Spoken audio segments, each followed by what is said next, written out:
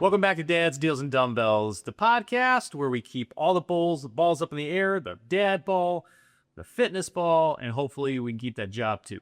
Yeah, the business ball. We're two dads, or one chiropractor, one lawyer, here to keep our businesses floating and our sanity in check. And today we're on site, as you can see, at Crunch, a brand new Crunch club that is incredible. We get to talk to the general manager here in just a bit. And we'll do a little shooting around, some B-roll too, so you get to actually see the facility. Nice tour, awesome place. I come here once a week or so in the mornings to work out. Great machines, great atmosphere. They got like 2 turf places, some fitness, some functional fitness spots, like literally everything you got. One of my favorite gyms in the Bolingbrook to go to. So let's a little catch up from the week. What was your one win, one fail?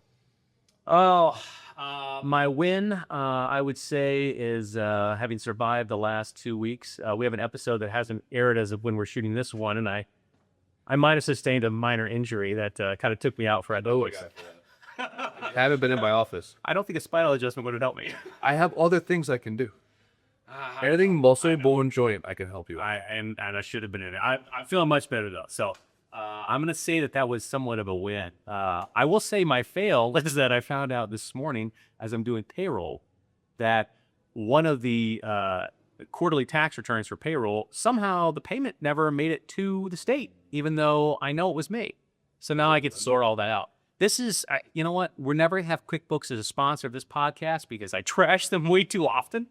It's still a problem with my QuickBooks. I don't know. I was on desktop version since 2007 to earlier this year, and I continue to have issues with the online version. So maybe there's a dad entrepreneur out there that can tell me straight. I want to over someone. Yeah, so that's been a bit of a fail. How about you? My fail is all 3 of our Quill. My son had a 24-hour stomach bug.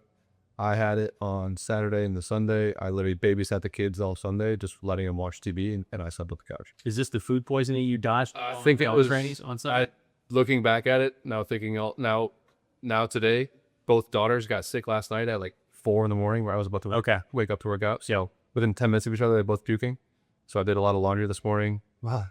Got to go work out for a little bit. Came back, just more puke and poop and things. So it's lovely being a dad. So there's my fails. So yeah, definitely it wasn't food poisoning like I thought. I might still avoid that poke bowl place for a while just to reset in case. Even though it's my favorite place, but just in case. But yeah, that wasn't fun coming up and out. And then the win is the office was able to get a new massage therapist. Oh, that's quick for the office. So yeah, one, I guess failed too is like we have one that's very inconsistent. So we're basically just done after tomorrow. One of the I actually this morning was literally on ChatGPT asking random questions about employee retention. I've seen actually a couple articles over the years about normally it's tech companies that decide to make huge investments in their payroll. You give people like 30% raises to see what the change of productivity is and if it's better and so forth. So I'm like, I'm gonna do a deep dive into this and see what the actual stats show and so forth. Because employee retention, as you know, is huge. Because you lose somebody, then you got to replace them, and it's a whole thing. Yeah. But the long and short of it, if you're going to look at it as the way I did, is that there's no easy answer. Wow. Yeah, paying them more doesn't always get more production, but yeah, they do value some of those intangibles. But today we had a quarterly meeting. We're starting to implement some of these things for the office. Only took us 7-8 years to figure it out, but we've been implementing a quarterly meeting where it's outlined. No shame on ChatGPT, but Claude has been very helpful recently. I think they've kind of taken over number one instead of the AI stuff, but inputting all of our information, all of our like financial data, office handbooks and systems, like it literally spat out like a 4-hour meeting, like outline all of our problems, solutions and things like that. And like outline, we actually finished on time. And at the end, we asked all of our employees like, hey, how would you rate the meeting? And they all said, top notch, best meeting we've had in 3 years. 8 years. So implementing some of those meeting systems, I think that would be good for our employee retention. We thought one employee might be in for long haul, then made a couple comments in the meeting like, okay, we should go back to the original plan that we were going to do. So it's been interesting to see how the office changes with some of our culture stuff, but that meeting was definitely eye-opening as far as they're open to it. They liked it. They lived it. And also kind of shows some true colors on some people. So for our entrepreneurs out there and your personal experience in going through this process and loading all that information, first of all, do you have hesitancy about doing that, or is it closed loop? It's closed loop. It's just my wife's. Ella did. I don't do all the work. Ella did all the work. My wife did. This is why she's on the other. So does family.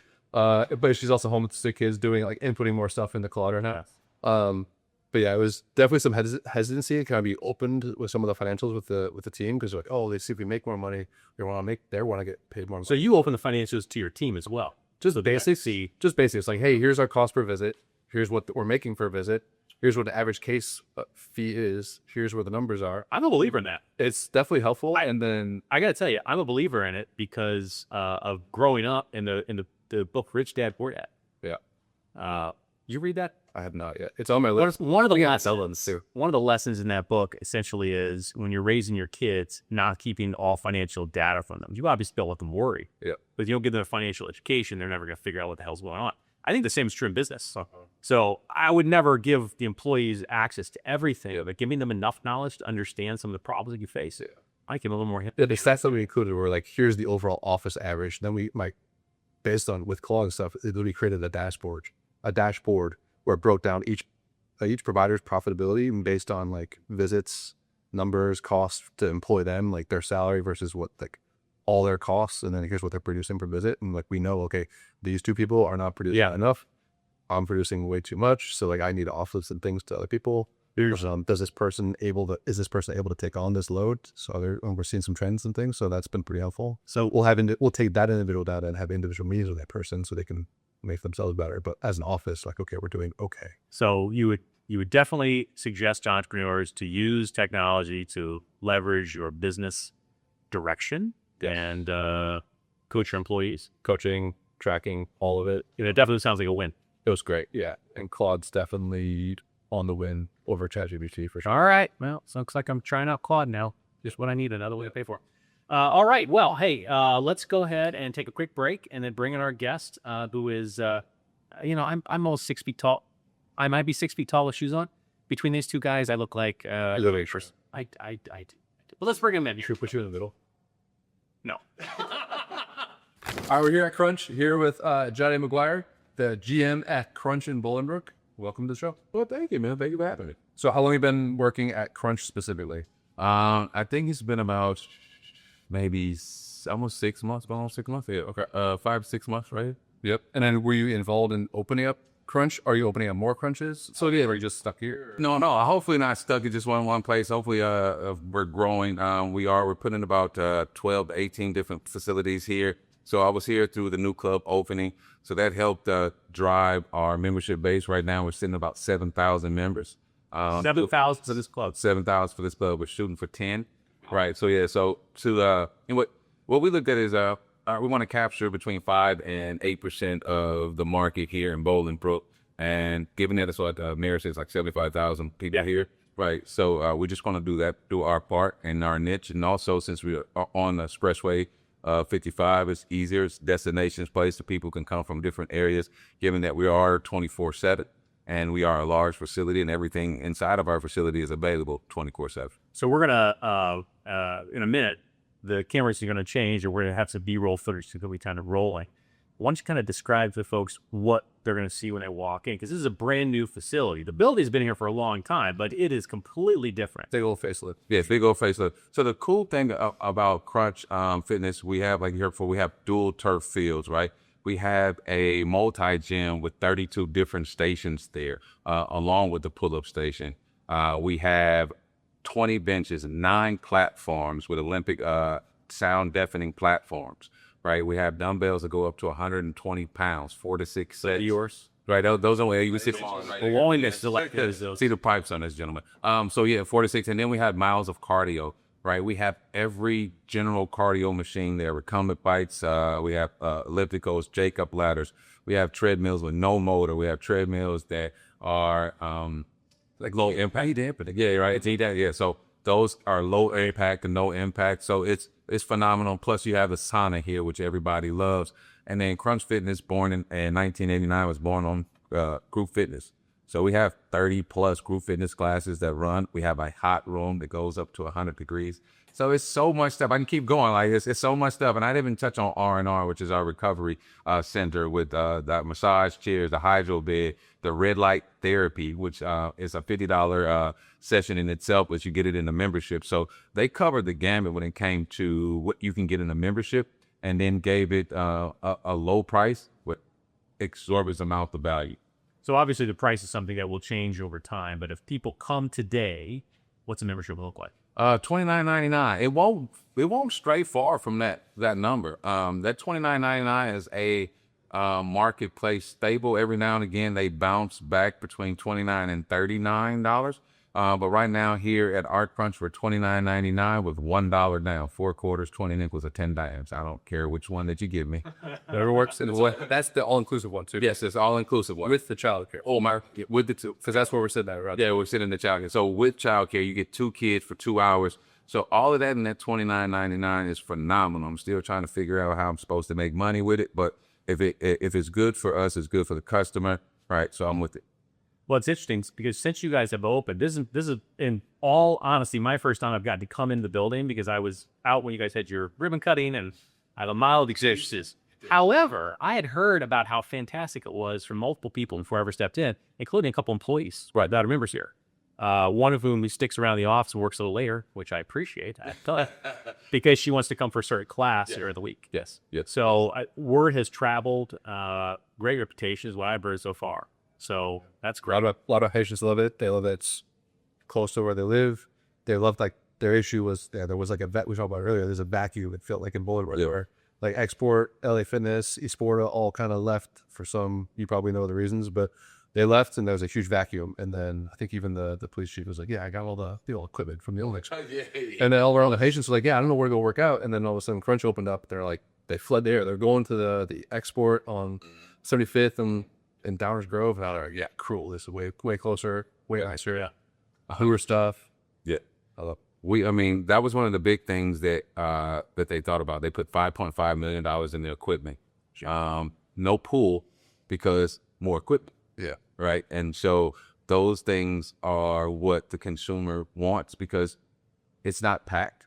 Even though we're at prime time, right? It's not, it's like a lot of people, yeah, but why is there 10, 20 machines wide open that I can go get? Definitely spread out. And it's spread out and it's spaced out. And then too, like if you can't figure out what to do, we have ways in doing that. What we call is a Crunch One kickoff. It's a planning session. It's something that you can work with one of my fitness professionals on, diagramming what you need to do while you're in here, because it's so much that you can be involved with. And then too, we produce complete plans, right? A lot of times people would train, well, you're just going to lift weights 2 days a week. Okay, well, cool. There's 7 in a week and I need to work to get to 3,500 calories to lose 1 pound of fat. So what we do is put together complete plans. We put a yoga in there for stress and the flexibility. You can do a ride class for cardio. You can do a HIIT for calorie burn, right? And then you can work on your weightlifting, right, which we know burns up to 800 calories in a given sitting with residual burn.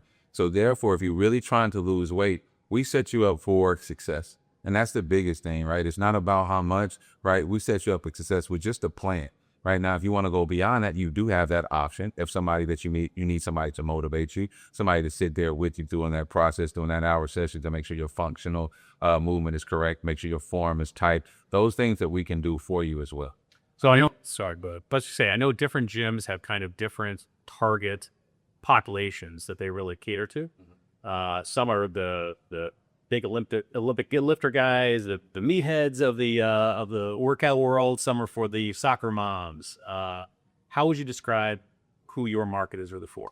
The cool part about that is you can work out next to the lawyer, next to the plumber, next to the janitor, next to the nurse, next to the police officer, the police chief, right? So we encompass everything. The city of Bolingbrook is so diverse. We wanted to be that person, that group, that gym that fostered that relationship of diversity, right? So everybody's in this building, no matter you're financially here or financially here. That $29 price point allows everybody to come in and be who they want to be and get to the person that they want to become for a low price with everything included. Definitely. And I think the benefit too is like we were talking with the personal trainers, I was literally, they don't just like give you the programs. I've been seeing them like push the machines, like get an extra rep or 2 out.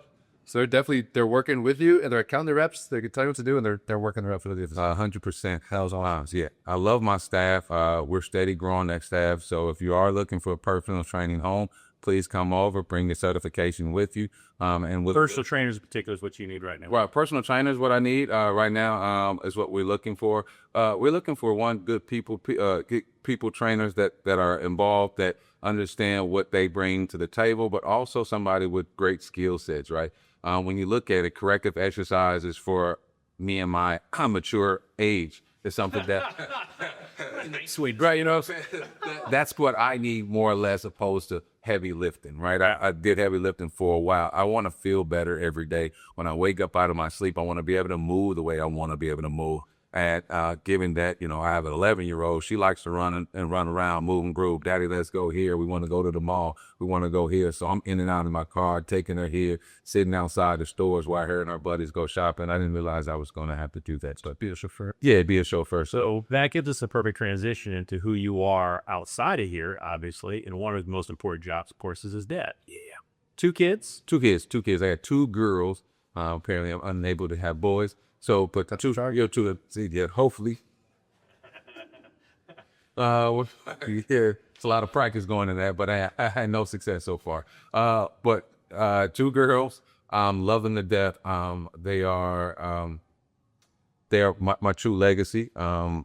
So I feel obligated to give everything I have to them. Not to say if I didn't have a boy, I would have loved that too. But my youngest daughter tells me, Daddy, I don't do sports. I'm not a boy. I want to do something else, which is utterly disappointing to me, being that I'm 6'6" and a former athlete. She just wants to twirl and dance, and I got to be there.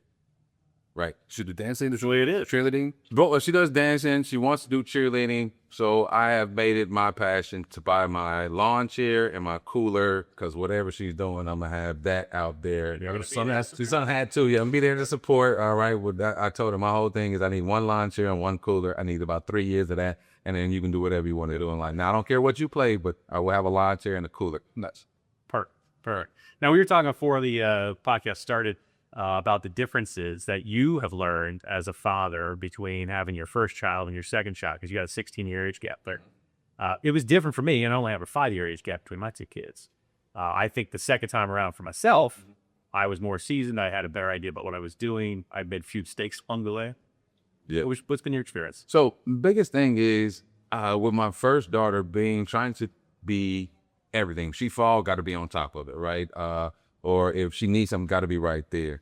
What I've learned up until this point, that children are generally come on about 400 different traits that don't come from me, right? So they're going to help develop my job, and this was to guide that development into places where I needed to go, right? So if she does produce a trait, I want to nurture that trait. If it's a positive trait or a negative trait, we want to nurture that. So I looked at it more in a philosophy standpoint instead of a fly-by-night standpoint. If it happened, I got to dive on it. Or it's like somebody pulled a pin and throw the grenade. You got to jump on it to save the team. I don't necessarily have to do that with this. I want her to learn how to pick herself up, and not always be there to have that hand and say, hey, look, and she's looking for dad to get up.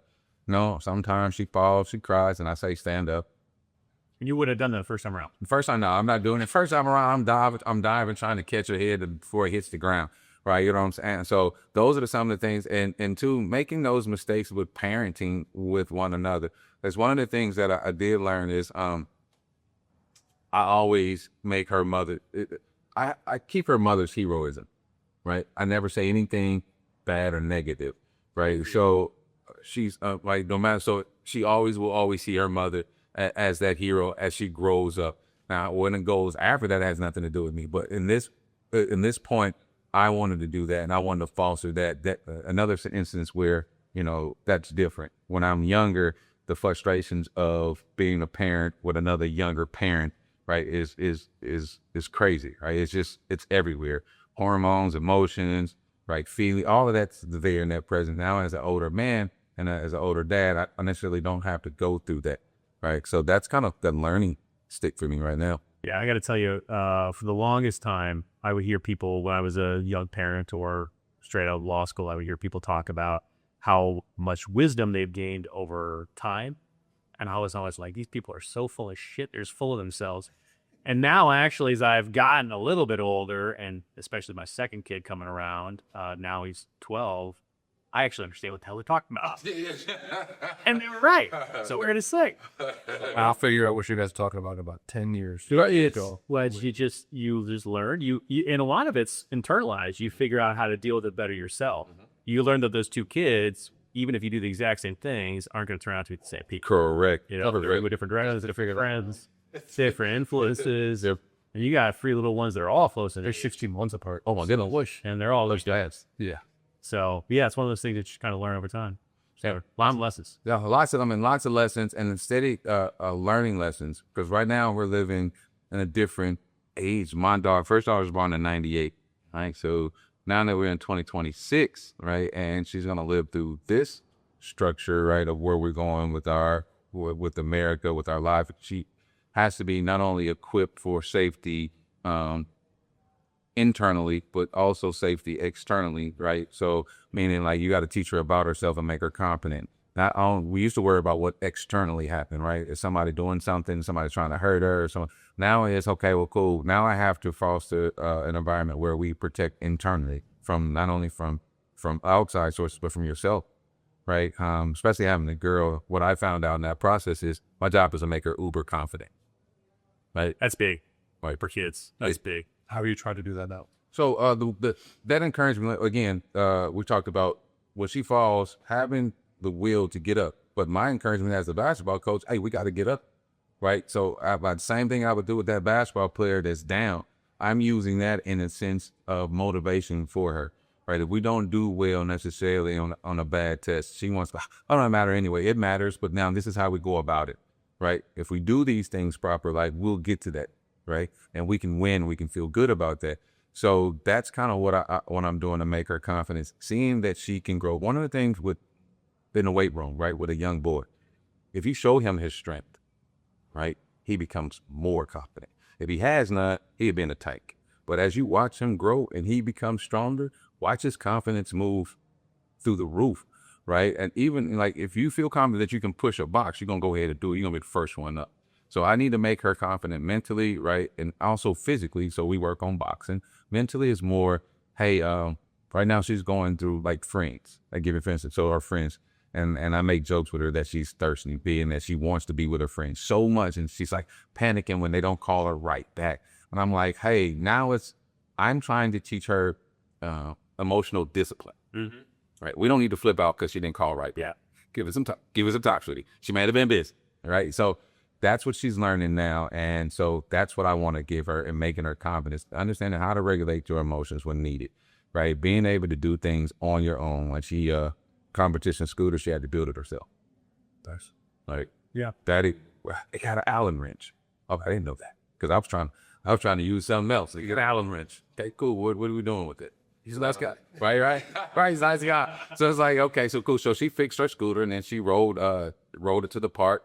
And then, she didn't tighten up the steering wheel too well enough. So as she was riding, it stopped working. So she jumped off the side, pulled her scooter up to the side, and brought her Allen wrench, fix it. Nice. Right? So building confidence and giving her the ability to do things on her own. That's great. Right? That's great. That's a valuable lesson to learn over time. Do you have a dad hack that you recommend to the dads that are out there? Yeah. The one only really hack that I say, pay attention to small things, right? So when my daughter is doing things, I learned this from basketball coach, coaching basketball, girls basketball, walking down the bench looking, we're down, right? And I'm watching every girl on my bench to show a tail. One pulled her here, one flipped the cup, one did this, right? So I learned to like find little nuances that they are doing. The nonverbal cues. Yeah. And that's the big thing, because I can tell when she's not feeling all the way. I can tell when she's having a little bit of stress trouble, because her reaction to what was happening, she'll start doing certain things. And I'm like, when I finally figured out my basketball team, I was like, has everybody been to therapy? It was like, no. Okay, well, cool. These are things that are just happening, right? And I can see that she's stressed out because like she wants to win, but well, this one's down on herself. Hey, listen, this is the one I need to sit to and talk to. So when I see those things from her, it's like, hey, now I need to sit down. We need to have a talk. Nice. Right. So And you hit it on this a little bit. We talked before we started as well about the fact that not only you have your 2 kids that obviously you coach through life and what have you, and then folks here at Crunch, but you also have a background coaching too. yes. Of high school students Yes. in particular. Yes. So some of the parenting skills probably come in useful there as well. 100%. So I learned a lot. I learned a little practice field. Right. Yeah. And the crazy part about that is it wasn't necessarily, I didn't want to do that. I just kind of wanted to coach, train, and send the kid home. But the parent would come in and say, hey, Johnny's not listening to me. Can you? All right. Well, Steve is going through this, prof. All right. Okay. And I remember a few instances where at Wheaton South, in the western suburbs, they had a heroin issue. And Wheaton was one of the bigger spots where they had this particular issue. And where young high school kids that didn't play football end up, unaliving themselves. And the kids had to go through that. And I think that the kid's name, I can't remember his name offhand, but he would come to the gym, come to his workout, and he would just sit there. After his workout, he would stay. And I'm like, hey, it's been 3 hours. What's up? What's going on? And he finally broke down, and me and my other partner as men, we gathered around him. We showed him a lot of love, right? We helped him through that process. And it's crazy because we're different backgrounds. I'm a black male. He was, a young white kid. But that's something that we brought, that mentorship, right? And it kind of, takes me back. That mentorship that we're willing to help you wherever you are. Yeah. Right. And I wanted to be a part of his life, as much as I wanted him to be a part of, he wanted us to be a part of his life, and he needed us then. He didn't go home to mom and dad. He didn't turn to his family. He turned to his training, and he turned to us. And I made sure me and my partner was there for everything that kid needed. If it was just him calling us, him showing up, right? Hey, you feel like working? We're going to work regardless. You're not going to come here and just sit and kind of go through it. We're going to work out. We can talk. And we would talk during the workouts. And he got through that grieving portion, right? And he is better for it now. So you're working out and working through it. Yeah, working out. And that was a big thing. That's the big thing about training when you're training athletes, right? I love training my athletes, right? And it's parents, right? And dealing with those. But we become more than that when you're in that field with them. I trained a young female basketball player from 7th grade to her senior year in high school. And phenomenal. Went to Notre Dame, graduated with these. Youngest person in the USC film postgraduate program, right? Did wonderful things, but we had a relationship to where, again, her dad was like, she ain't listening to me. It's okay, cool. Let's work this out. And having a connection or being able to connect with them on their level, like you said, is like, I understand that, right? I understand what you're talking about, right? And one of my hacks is I can convey that to you, right? I can understand what you're saying, and then I can give it back to you in a way that you can palate it, understand it, and then utilize it as either your forwardness, right, or your halt in whatever it is that you were doing that was wrong. One of the other things we talked about before we got started here was as a coach, when you would go in and you were consultant coach, what would you call yourself when you were doing that, when you were getting hired to go in to actually coach teams at these camps? They would hire me as their speed and agility coach, force performance director, speed and agility coach. You were the expert coming in from the outside to look everything over. One of the things you pointed out was that when you go in, sometimes you'd be looking for the kid who had a lot of growth potential. Tell us about that. So when you look at athletes, right, some of them have extraordinary will, right? They just don't have the athletic genetics, right, to come along with it. Speed could be taught, strength could be developed, right? So my whole goal was saying, hey, there are more people that need help, right? And we wanted to help and affect and develop an athletic culture, right, with my former business. And that's why we went for, hey, little Timmy, because Timmy had a drive, right? That's the passion you want every kid to play with, right? That's the passion that you want on your team, because you know that they're going to give it all. It's just lack the ability. And the old attitude, the old school of thought was you can't teach speed. Well, that's a lie. Yeah. Oh yeah. Flat out lie. And the crazy part is so good, you can get a really good 40 time and then be a terrible 40. He would just, and the crazy part about that is look at the demographic of the NBA now. Yeah. Right. So I'm gonna take away from Luka Doncic, like only except from Luka, right?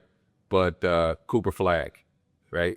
To name one of the few, dude does whatever he wants to, huge. But he had AAU coaches, he had sports performance trainer, he had drill coaches, right? When this industry was really trying to develop, it was like I say before.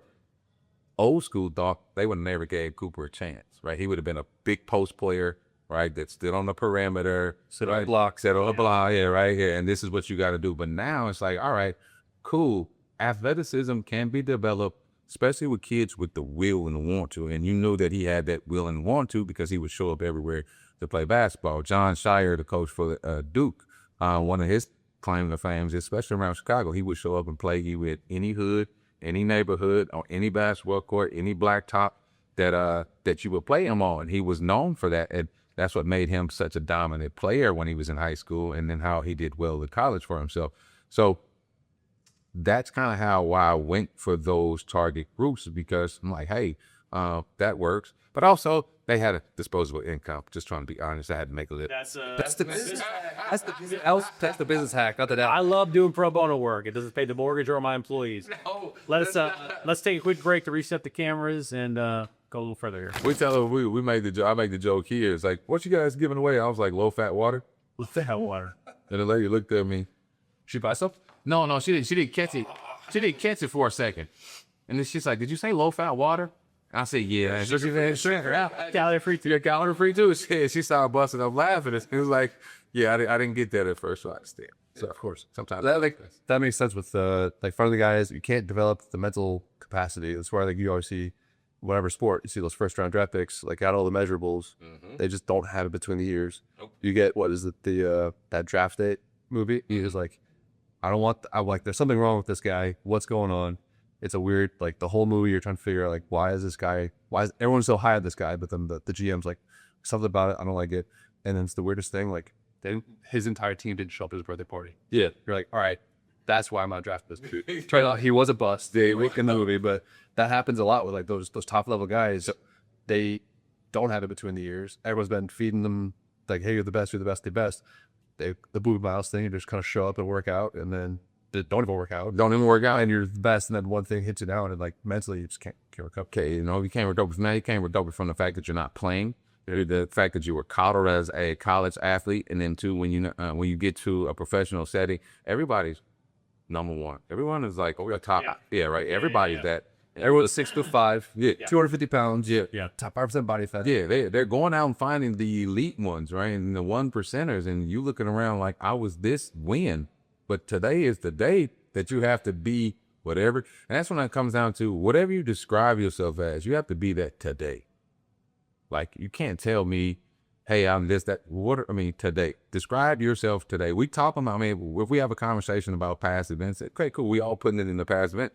When I was, or we're reminiscing, but if you're going to describe yourself as of today, right? And then two, where you want to go as in the future, right? So that way it gives me, even in our business, and I asked one of the questions in our interview, describe yourself right now, right? Who are you right now? Because I'm hiring this person onto my team right now. There's a potential of growth there, and I can see that you have the capacity to learn, and you can get with the culture, right? But I want to know who you are right now. Do you ask that follow-up question about who you are you now, who you want to be in 5, 10 years? Well, so my thing is, who are you right now, right? And then you tell me who you want to be in your future, and then I double back to what is your plan? How many people actually have that plan? No. Only you. So, or the ones that you want to hire have. a lot of times I don't come. I get half of it. I don't get the full. I want all three, right? The guy, Kid Chris, which is over there, he hit all three for it, right? So he had a plan. He had where he wanted to go in his future, and then he had how he's getting there.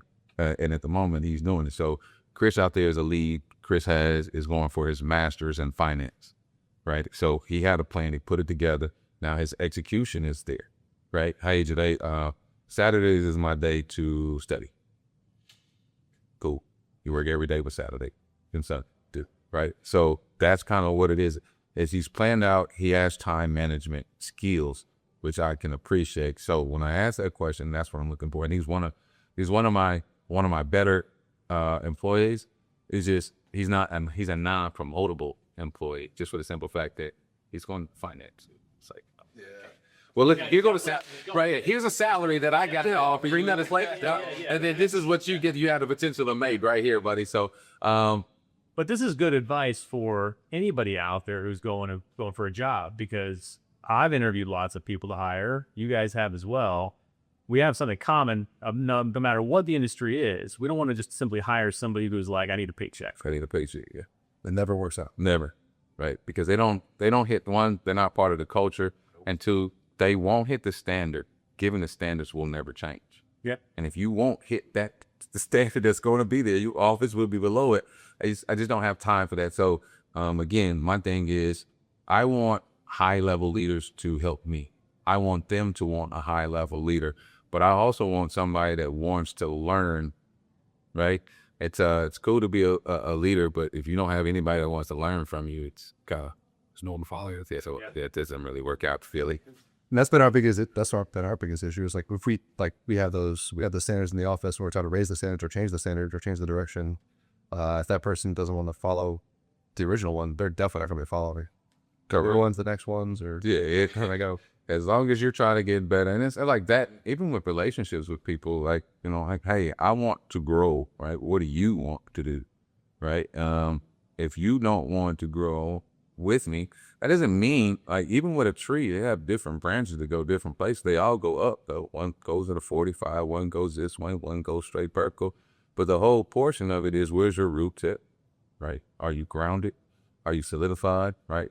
If you are, then by going this way or deviating that way and making a plan better, or, allowing that person to grow better roots or to branch out, do those things, right? That's what you want. Like, so I say that because of my athletes, right? I got an aerospace engineer, dude builds rockets. I told you about the Pakistani kid. Yeah, he builds rockets. That's nuts. That is, fantastic. I'm looking at him, saying, what do you do? I got to build rockets. You don't hear that from a football. Yeah, no, you had to, no. That's it. You can't keep him in the box either. You can't just say you're a football player. No, you build rockets, brother. And I love the fact that I'm a part of his life. Something else, right? Yeah. So we talked about you, your background, the kids. We talked about professional area, obviously, and we're gonna see some video for Crunch and what it really looks like. Let's turn to the fitness part, but not Crunch, but you. Okay. When was the last time you worked out? I worked out the other day, so they make fun of me. The other day. Yeah, the other day. So it was last week. No, not today. So like, it was what's today? Today is Tuesday, right? So my last workout was on Friday. So all right. When I do work out, I work out of mine. I'm not I don't wear great gym clothes. Like, my gym clothes are horrible. You don't dress up to go to the gym. Yeah, no, my zero clothes. That's like those are Hunter scrunchy buck leggings. No, I do not have those. Those are nice. I don't match my clothes. They don't look nice on me. You got to do. Yeah, right. I don't. My clothes don't match. My shirts are kind of like bad T-shirts and things like leftovers from when you were in college. Yeah. So and that's kind of how they dingy. They're not like newer. It's not really cool. Yeah. So they make fun of me. They're like, "What are you doing?" I'm like, "I'm trying to work out if you allow me to." And okay, we'll be alone, right? You working out at that? I'm like, now, do you come to work out? I try not to, but I have to because I'm here a lot. Yeah. Right. So on my lunch breaks, Makes sense. I get in, but There are showers and bathrooms. but it's also hard pressed because once I get on somebody, like I say the other day, I think it was Wednesday, I was working out. I was on the treadmill doing my little uphill walk, and there was a person just standing there looking at me. And I'm like, I'm trying to avoid like looking at him. Jump in there, right? And then it's like, I'm like, hey, what's up? It's like, hey, can I ask you a question? And I'm like, you already did, but go ahead and go second one. So yeah, I'm not really working right now. I don't want to sound rude, but check me out. yeah, you're supposed to name tag. No name tag, no black. I'm just here trying to get my little cardio in. So I end up having to get off the treadmill and help him anyway because of it. Well, so maybe that's the lesson for you, in that you've got to find out another way to work out. The hat. Unless It had what is it? They say disguise. They call them 3 inches. That too. What they call it? They call them some type of mask. Well, the ones that you would get for like the cold, where it covers your face, like the ninja mask here, here, like, so they don't really see. But me being 6'6" and tall, You still gonna stick out. and yeah, I'm still going like a sword thumb. Yep. So Well, when you're working out, you're choosing to do some. It sounds like a little bit of, I don't want to call it steady state, but you're doing uphill walking. yeah, so I do cardio, right? I do a fat in the form of fat burning, right? I don't really run up hills anymore. It's like, yeah, right. So I just kind of elevate my heart rate. So when you get to my maturity level, you understand a couple different things. So the biggest thing is, one, I don't want high impact on my joints. So, but I just want to burn fat. I don't want to burn muscle. So walking up a hill at an incline about 9 or 10, about 2.5. Big Right. one. Yeah, so it's big because the only thing you're looking at is heart rate, right? 80 to 89% of your max heart rate will burn fat effectively. Yep. Right. So, and then two, if you create intervals with that where you can peak in the red or 90 to 100%, right, then you'll create an interval, right, wave. Once you create that interval wave, you'll burn fat effectively. And so I do that. And then two, I use the TRX. Okay. Because I do corrective exercise first. So the way I warm up through corrective exercise, right? So I activate my muscles. I do corrective range of motion exercises and things of that nature so I can maintain my flexibility, range of motion. From there, I pick a body part, right, or area. Normally I'll do, lower body, or I just do upper body. With that, I do 2 lifts per body part, right? And depending on how I'm feeling, I'll do 2 sets of 10 with time under tension, right? So all the reps are slower. How many seconds are you going for? So like 3, right? So if we do so we'll break it down, boom, boom, boom, boom, boom, and we'll do the same way up, right? So we do 3 and 3, right? If I'm doing, So you're kicking your butt. right, so yeah. So and that's why I can reduce the rep range, right? And then there's times so I do high repetitions, right? But I'm also creating like a rate of force type of thing. So I may do some speed things. So I just take the bar and try to move it as quickly as I possibly can. Okay. Right. So Some variety. there's some variety. So stability of my joints, right? Those forceful actions that I'm still doing, I still want to be able to do that. And then two, I hit the boxing bag. I tell people I have 4 punches. Just 4. After 4, I'll call the police or I'm running. Right. So it's going to be like that. We get into it, right? You know what I'm saying? Because I say, man, you have that, Is there options? yeah, is it right? So there's always a degree of violence when you argue with another human being, especially a male, right? So it's kind of like I only need 4 of them. Once I do 4 and you don't fall down, it's like a 911 thing. Time for me right to here. go. It's time to go. It's time to get up out of here. Let me call the lawyer. Let me call the doctor. Let me call the police. And not in that order. Not the Undertaker. Not the Undertaker. Because, but again, because I'm gonna have to. If I run, I'm pretty sure I'm gonna blow out attendance. So I'm gonna have to go to the doctor, right? You know what I'm saying? Then I'm gonna have to go to the lawyer too. So you obviously have got a large background of athletic training, so you know what to do. But you also get to see people who come in here for the first time, visit a gym, maybe ever, certainly in several years, people who are hesitant to come in. And I think we probably have some of those dads that don't work out very often. Correct. What advice do you give to dads that are out there, or moms for that matter, about coming into a place like this, how to get started? Where's step number 1? Education. I tell people simple. I keep this simple rhythm with them, right? When you started your first job, somebody trained you. When you went to college, you got a book, you got a teacher, and you got curriculum, right? If you want to do it yourself, you're going to go to YouTube, going to fill out everything and try to watch it, right? So the way we learn is through book, curriculum, and teacher. So don't come into a place for the first time and don't have a book, curriculum, and teacher, right? So education is number 1, because once you learn how to lift weights and become proficient in the weight room, you can come in here and look, and automatically it just jumps out. I don't know what it is. Okay, cool. I want to do upper body. All of a sudden, you're a weight. The Rain Man thing. Right? It just start coming like you see it in the movies where the X and O's, all the geometry come together. That's kind of what it does for you, because you understand what it is that you want, and then what does that motion and what machines prepare me to do that motion. So I give that advice. Educate yourself to the point to where when you come in, you know exactly what you want to do. And that just starts out by, if you want to say, hey, I want to work with a coach for 90 days. I want to figure out what's my good, what's my bad, right? What's my truth, what's my lie, right? And by doing that, I believe that 1, you stay longer, because people who get involved with fitness or fitness coach stay up to 24 months in the gym. Those who do not leave about 90 days, and you can ask yourself or talk to people and be like, hey, what happened? It wasn't working for me, so I quit. How long did it take? About 90 days. Yeah. Right. And it's because 1, they lack the knowledge. I said, it wasn't working for me. Okay, well, cool. This is an experiment, right? So cool. What do you know that's in your experiment, right? You got stress, right? What you have to do, you got your food, right? And then two, you have the recovery, right? If one of those three things go bad in your experiment, you fail it, right? 2 out of 3 don't work. 1 out of 3 don't work. It has to be 3 out of 3, right? You have to recover well. You have to apply stress to the body. Stress to the body is what type of workouts are you doing? It has to be ample, right? And then two, how do you recover that, or how you eat, right? If you can manage those things, you will grow muscle efficiently and you will lose weight efficiently. So in short, for those folks that have not come into a gym in a long time, start with that educational component. That's something they can actually do here with your staff as well. It's called a Crunch 1 kickoff. It's a simple planning session that we do with you. We also add in a Seeker scan, which tells you your muscle imbalance, how much muscle that you have. We do a movement assessment analysis where it tells you where your imbalances are, whether or not you should be loading muscle on a particular body part, right? Once we do those things, we can kind of put you in the area where you need to be at. Say, for instance, if you register all grade marks on your movement assessment, you can start to go ahead and do the things that you want, like squat, bench press, shoulder press, right? And then you can run. Now, if I say, all right, cool, you're having troubles with your squat pattern, don't squat, don't load weight on it until you correct the pattern. Well, all right, cool. What happens when I load weight on it and my pattern's not correct? You get hurt. Simple. Keep it this. Keep this 24 months. And all right, real fast. You're going to get Injury will do a lot of stuff. Injury will do a lot of stuff to you, right? So understanding the pattern that you're supposed to have. And when I do things with people, and then two, I go through those patterns, those human movement patterns. And simple, your shoulder range of motion and flexibility. Most people, shoulders are horrible, right? They sleep on them. They work bad. They slouch at their desk. Posture's horrible. the scapulas don't move. Thank you, right? They get locked in. And so, and a lot of people, believe it or not, like I sit there and I don't try to do this on purpose, but I do. Most people's scapulas are depressed. So one of your shoulders are higher than the other.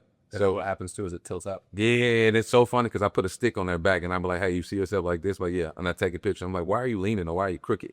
And I'm not like, oh, I blew out my shoulder in high school. Oh, so you had that sling going in this shoulder. So you never corrected that. So you feel a certain way. Your body doesn't react the way it normally should. So we correct that pattern first. Once you do that, you'll feel better. And that's, Keep you more motivated to stay in the gym as well. man, there you go right there. You see the progress. The progress. As it gets stronger. Yeah. It's confident. Once again, the confidence rolls back. Because man, even as mature men, right, our confidence levels drop when we don't feel as strong as we were in our 30s and our 20s. Like, I used to be able to pick this up. Now you're like, let me get a little help. Come on over here. But imagine if you still, you know, right, because we got a guy named, his name is Charlie. Charlie's like maybe 63, 64. Looks like he's about 35. Chest, back, looks like, what is it, Terry Crews? Yeah. What do you say? The trainer? No, he's not Jax? No, not Jax. This is just, no, this is Charlie. Charlie's all gray white hair, right? You know what I'm saying? But when he, who was at I might have saw it at the Crunch at the opening. my son, oh, he's here all the time. But we went to the Noble War, saw him at the Noble War. Do you know him and another one? Which is Jax, which is the original character from Mortal Kombat. Oh, yeah. Charlie takes off his shirt in front of Jax, which is like they're both like former competing bodybuilders or whatever. So Charlie takes his shirt off. He's 60-some years old, and they like the testosterone level just went through the roof with 60-year-old men. And you're looking around like, yo, when is that supposed to be that? Normally we think of a 6-year-old man testosterone level being in the dirt, but no, these two grown men are pulling off their shirt, like hulking up, chesting up, and I'm like, yeah, I'm gonna take my little, put on a jacket. I'll put on my shit to this here, right there. Yeah, wear one. Yeah, right. You know what I'm saying? So I'm like, yeah, that was an impressive sight to see, just to see him I'm walking around doing my promotional thing, and I walk up to the group. Why is your shirt off? And he was like, he was excited. I'm like, you're 60 something. You're supposed to. You're all right. Like your testosterone levels will drop down a little bit as you get older. They should not be through the roof. They should still be like the optimal range for your age groups and things like that. It should be still between like 600 to 900. You don't want it up there. Yeah, you just want it up there, but they were like, It should not be down at 200. That's the problem. And 100%. So you look at that, and I think that's a big tale for me. It's like, I would love to be that at 60-something years old, right? To have that type of energy, to have that type of work ethic when it comes to bodybuilding. The guy we're talking about, Jax, he runs maybe 4 to 6 fitness classes a day. Oh, wow. He doesn't, and this isn't like you would say run, where he's sitting there telling you what to do. That is not how it works. He is in the fray with you. He's doing it. Yeah, he is. Every repetition, every curl, every step back, every step up, every step down, every lunge, everything that you're doing, he's doing in front of you at every rep. So if it's 100, delphi, he's doing that with you, right? If it's rows, he's doing it with you. But he runs 4 classes a day or 4 to 6 classes a day. That's just, he runs 3 here. Yeah, And then he works at LA. He works at a bunch of them. So, yeah, and he has his own studio. So he just cut up for no reason. That's good for him. I think I saw him once. I'm like, good for you. I don't know if I'll be like that at 60. Yeah, Are you nursing any injuries on your own? Well, you're back in your playing days? Not necessarily nursing, though. If I go too hard on something, my knees will swell up from torn meniscus. Okay. Other than that, I don't really. I came out. I tore an ab muscle. That was my major catastrophic issue. Everything else was solid. I made Shoulders were good. Shoulders were good. head, shoulders, head, neck, great. The cool thing about that is I've never had a concussion that was rips. That day you go right there. Same. Diagnosed. Right, and ended my senior year in college, I had 22 tackles for loss. So I was hitting people behind the line of scrimmage consistently. Yeah. Right, Every play's a collision. So I'm like, hey, and I made it through with that, and I watched people get massive concussions, and I'm like, hell, no, I'm not this. And so that's one of the things I learned how to tackle. Yeah. Like, I'm not a hitter, right? And even as a professional, I'm not a hitter. I will throw you down right there on the spot. We will collide. I will, boom. I may hit you when you're not looking.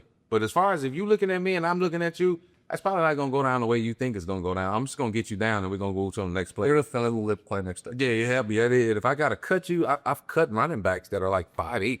I didn't cut them. Just because they're a ball of muscle. Nothing to just, you want to run the ball 40 times. I'm going to have to hit you 40 times? Are you crazy? That's why you're at the end, not a linebacker. Thank you. Linebackers got the screw loose. Yes, got a screw loop, missing something. So I'm going to hit you in the thigh board a few times, and then you're going to get the looking and tiptoeing, and now I can grab you and throw you down my thing. Yep. Right, so it's a strategy. With the head concussions, I got one stinger. Never again. We just numb and hop right here. Can't use your hand. Yeah. Use your arm. If you never had one of those, I don't recommend. Well, you need at least one in your life. Not anytime soon. We're gonna pass on that. Listen, we've covered a lot of stuff, but before we wrap it all up, is there anything else that you want people to know, either about yourself, Crunch, fitness, anything we haven't talked about? Well, the big thing that I want people to know, especially fathers, right? It's okay to fight for your kids, to be in your kids' life every day. Or like me, I'm a 50-50 parent.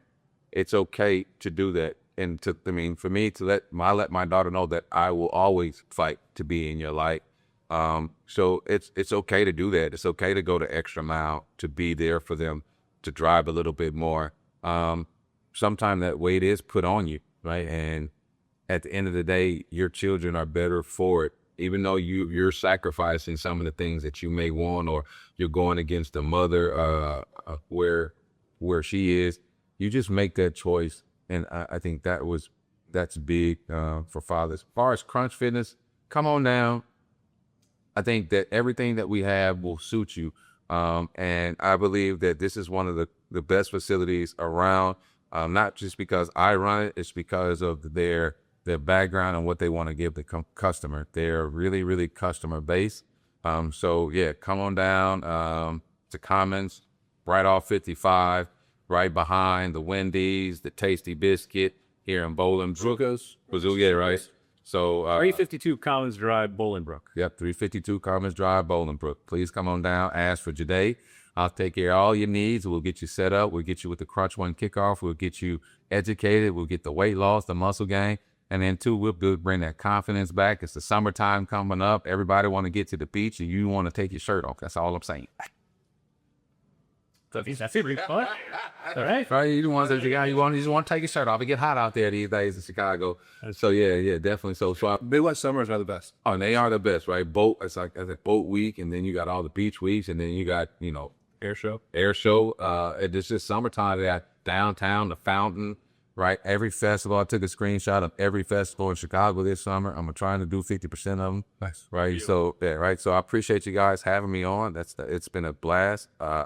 Didn't know what to expect, but definitely a great conversation. And I hope that I help somebody along the way. And for sure. Well, let's talk key takeaways from today. Definitely love the overall experience at Crunch. My favorite takeaway is just being there for your kids as much as possible. Whether it's 100%, 50-50, definitely fight for them, no matter what you can do. Yeah, one of the wisdom elements, while I have 2 kids and I'm a little older, one of the things I would like to go back and tell myself when I was younger is to actually take some of the advice from the dads that were a little bit older. Actually learn something from it because they might be right. They did have a little bit more experience. Yeah. But I went through that before. And I will say, I did try with my kids. I have tried that when they fall, kind of let them get themselves back up. It's hard. It's hard. I was like a duck in water, like you're called up top, but freaking out at the bottom. And my daughter did fall off like the second step on a hardwood floor, bonked her head. I was like, oh, shoot.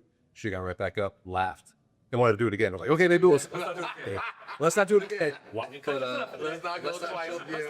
This time, so I had to guide her out of that. But yeah, I've been trying to tell that some of our patients and their parents. I'm like, hey, you let your kid kind of get a bump and bruise.